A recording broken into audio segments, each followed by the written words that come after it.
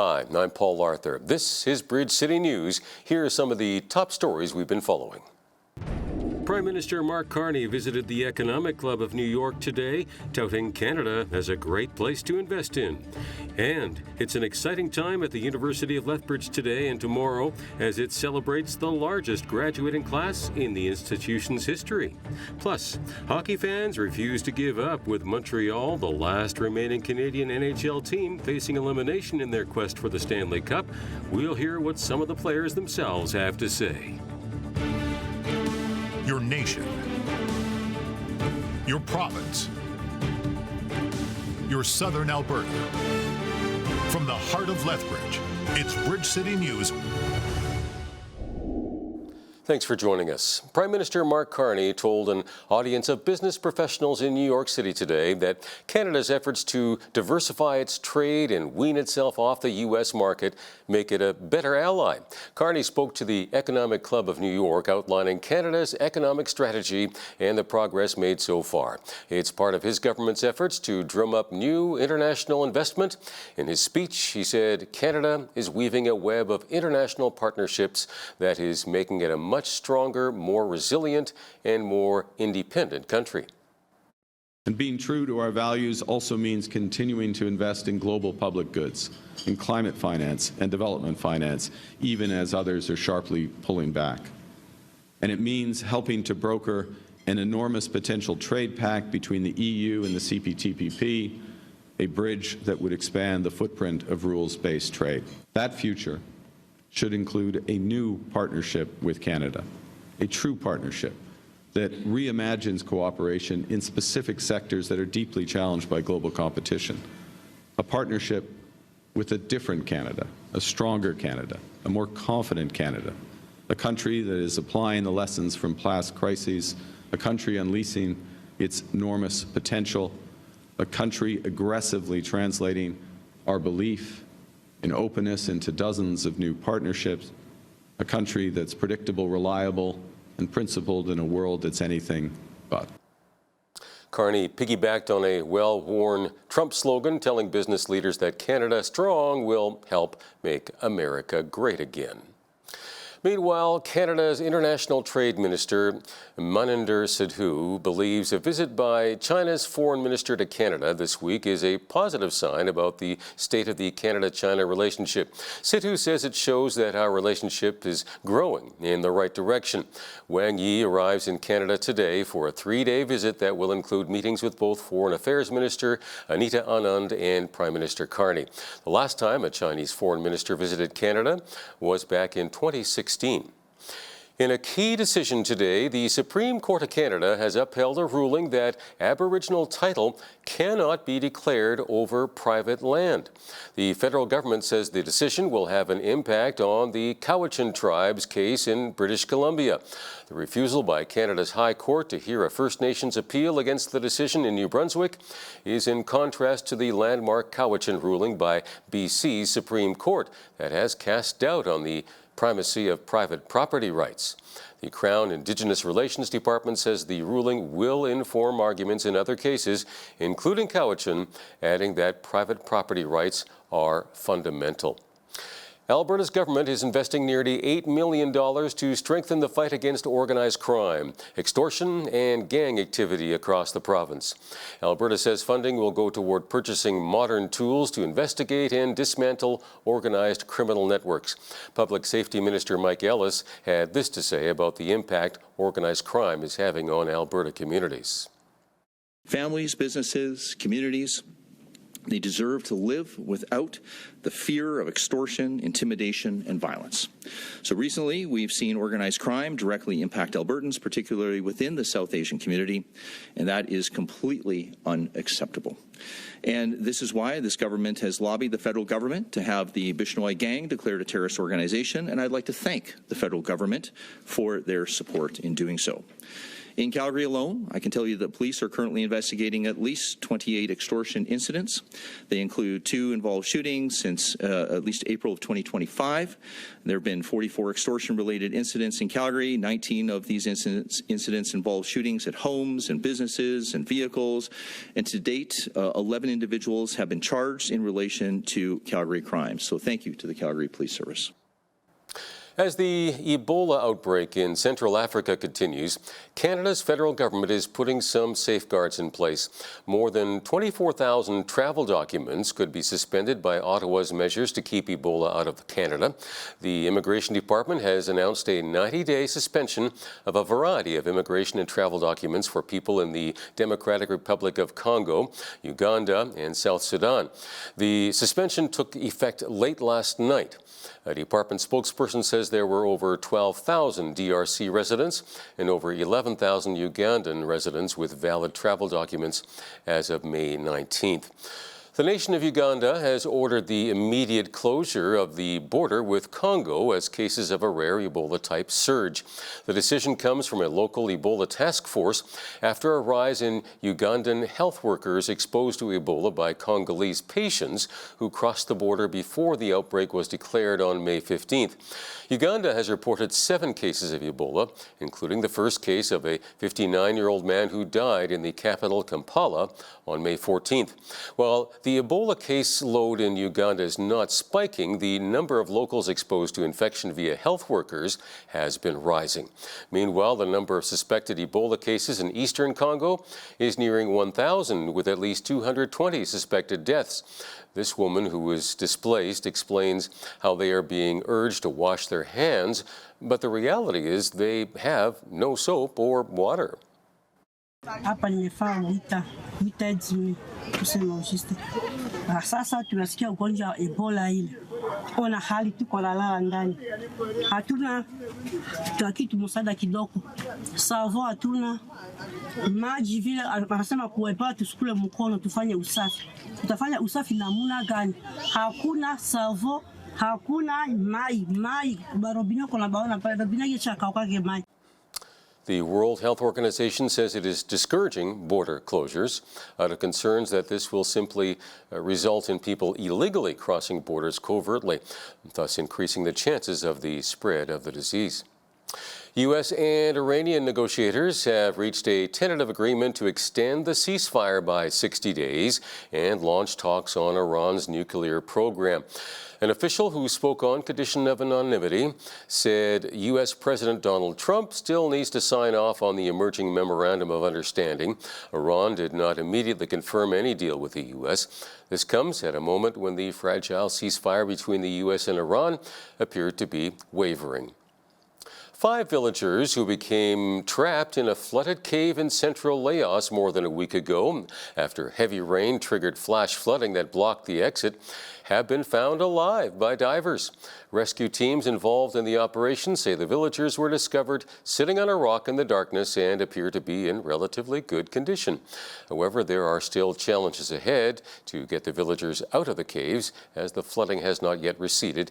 In some areas require diving underwater to get out. 2 others are still missing and rescue efforts are continuing. As Canada prepares to host the FIFA World Cup, the Federal Financial Intelligence Agency is warning that major sporting events can heighten the risk of vulnerable people being exploited by human traffickers. The Financial Transactions and Reports Analysis Centre of Canada advises businesses to look out for signs of money dealings that may be linked to trafficking for the purpose of sexual exploitation or forced labor. Canada, Mexico, and the United States are co-hosting the World Cup from June 11th to July 19th. Fintrack says events as big as this soccer tournament may be associated with an increased risk of sexual exploitation, particularly with demand for accommodations, nightlife, entertainment, and commercial sexual services. In local news, the University of Lethbridge started to celebrate their latest graduates today. Thursday morning began the first of 4 ceremonies taking place over the next 2 days. This year's graduation class is the largest in the school's history, with 1,638 students crossing the floor at the university's Co-op Center for Sport and Wellness. It's a wonderful milestone for this institution to reach it here just shy of our 60th anniversary. It speaks so well of our institution's reputation as a world-class post-secondary institution, and we're delighted to have our students and their friends and their family here today and tomorrow to celebrate their success. I'm feeling great. I'm happy to be done.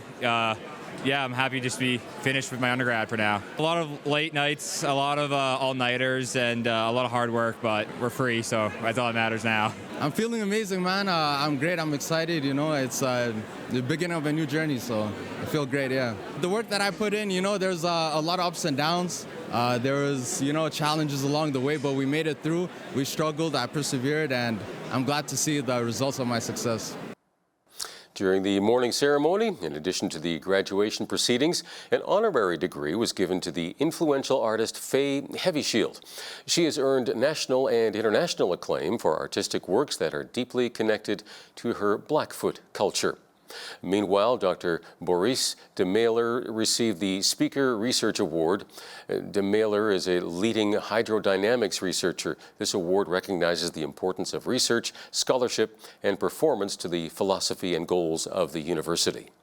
I'm very honored by this recognition. It's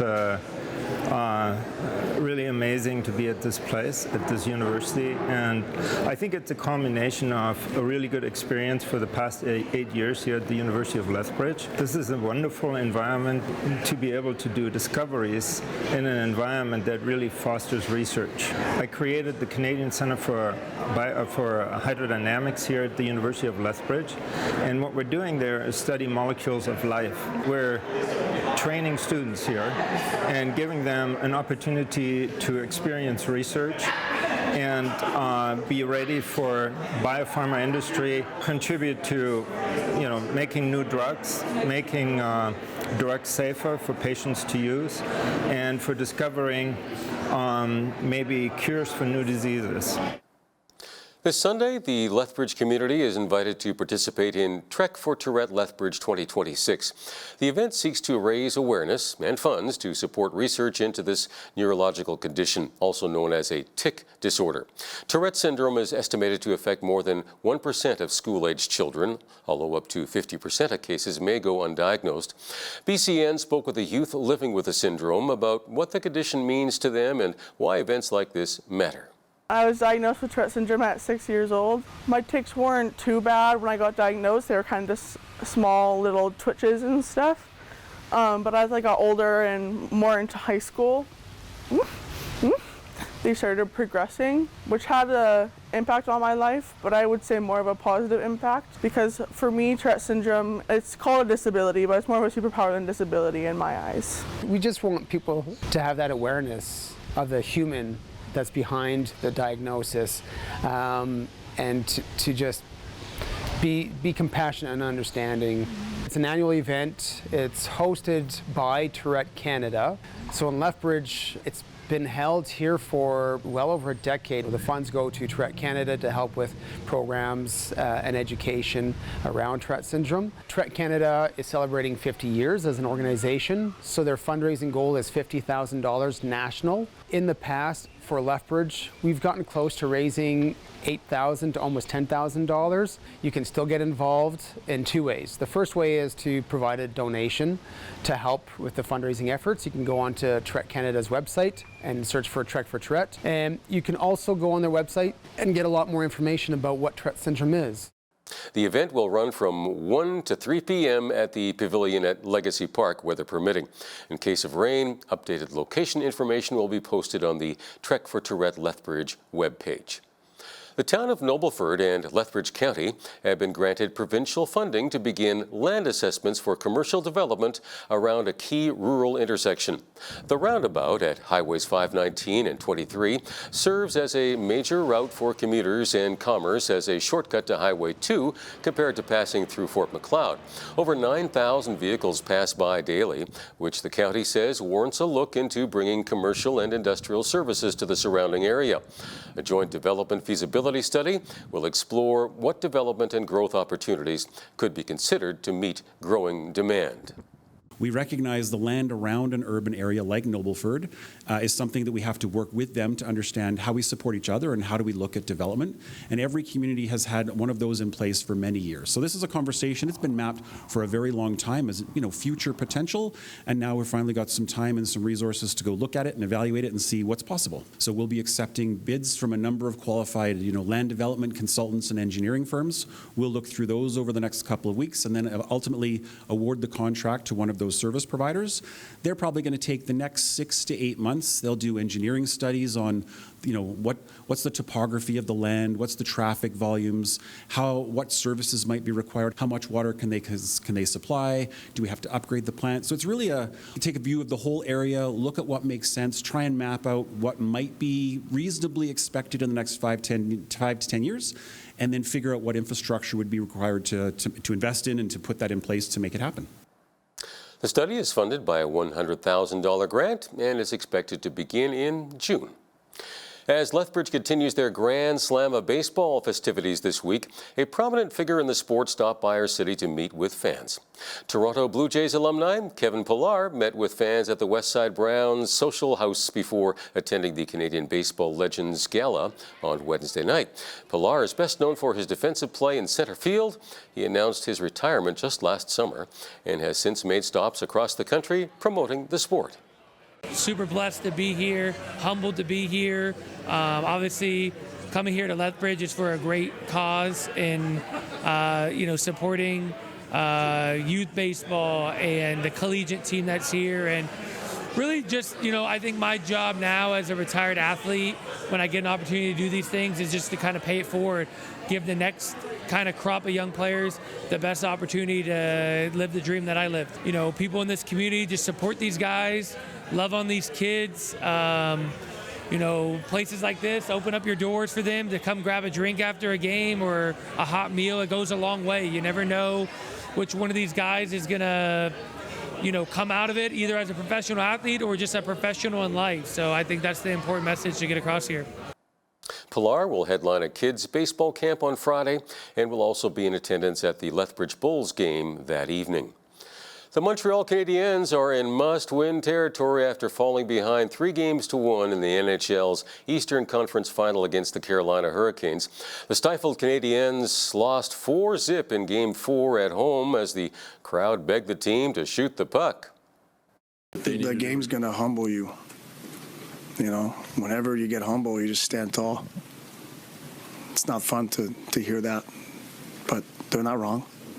You got to be mentally strong, and you got to believe. You got to believe that you actually can do it. I thought our start was pretty good, and then all of a sudden we're down 3-0. It's definitely a big hole, but I thought we could continue to play. Just aren't generating enough offense. Just going over Carolina and winning one game. I mean, we've been really good on the road all year, all playoffs. We already won there, so you just got to win one game. I mean, been a part of it before, so I just got to focus on the next game, and that's all you can control right now. I feel like we've been underdog the whole season, the whole playoffs, so we are a super underdog right now, and we'll go to Carolina, try to win Game 5, come back, try to win Game 7, and hopefully we'll get to Game 7. Game 5, which is a must-win for the last remaining Canadian team in the playoffs, takes place on Friday in North Carolina. The winner of the series will play Las Vegas in the Stanley Cup Final. And on a related note, some sad news for hockey fans. Former Montreal Canadiens and 4-time Stanley Cup champion Claude Lemieux has died at the age of 60. The NHL Alumni Association confirmed his death today, but no cause of death was released. I'm Sean Haney with RealAgriculture.com. There's a narrative growing louder in Canadian coffee shops that the brutal 1980s farm crisis is returning to 2026. Higher interest rates and tighter margins have triggered a wave of economic anxiety. But on the latest Mind Your Farm Business podcast, Evan showed a farmer coach. He crunched the numbers, and the quantitative reality paints a completely different picture than some would assume. Farmers today are entering this downturn in a vastly superior financial position compared to 40 years ago. Working capital ratios are much healthier, meaning operations are sitting on stronger cash reserves and inventory. While aggregate debt is undeniably higher, equity has surged by 1,000% since 1980, keeping average farm leverage at a conservative 30 to 40%.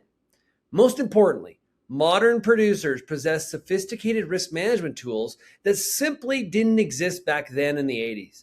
From long-term interest rate swaps to advanced commodity puts, today's squeeze is real, but the fundamentals are bulletproof. I'm Sean Haney for Bridge City News and realagriculture.com. The Bank of Canada says it's seeing resilience in the country's financial system after a turbulent year.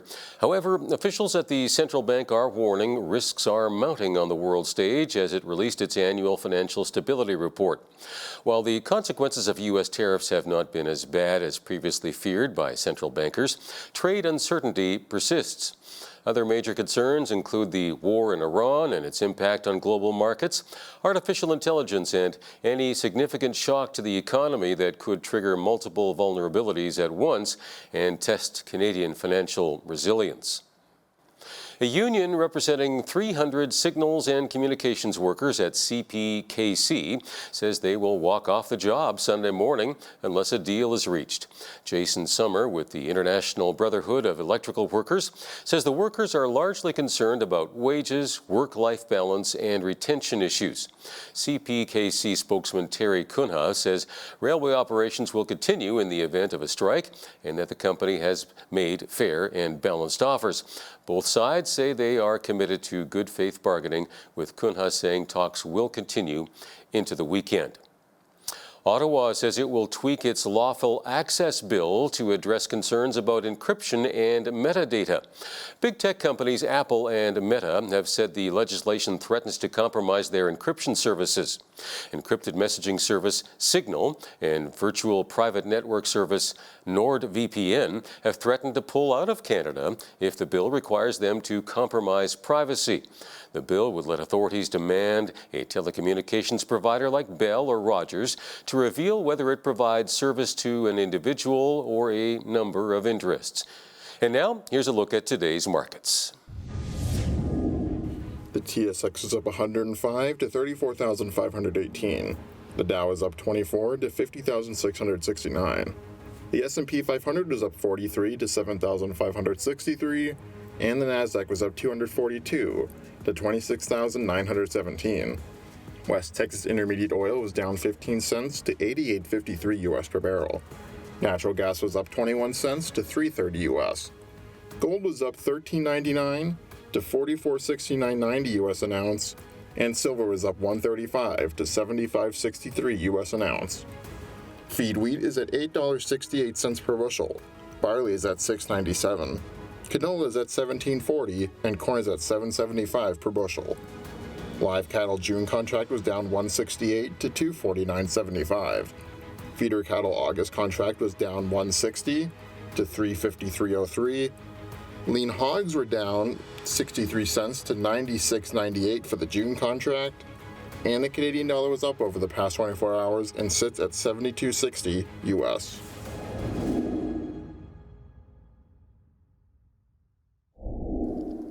Recapping one of today's top stories, Prime Minister Mark Carney told an audience of business professionals in New York City today that Canada's efforts to diversify its trade and wean itself off the U.S. market actually make it a better ally. Carney also called for a new partnership with the United States as U.S. President Trump mulls over whether or not to renew the Canada-U.S.-Mexico trade agreement. Well, there still seems to be a lot of sparring going on with regard to the referendum question on Alberta separation. Is 50% plus one a clear enough majority for Alberta to leave? Not according to Prime Minister Mark Carney. Western Standard Chief Editor Dave Naylor joins us next to chat about this and more as we look at Alberta politics. When you see news happening in your community, be sure to send us an email at info@bridgecitynews.ca. You can also visit our website or our YouTube channel anytime to check out more of our content as well as our poll questions.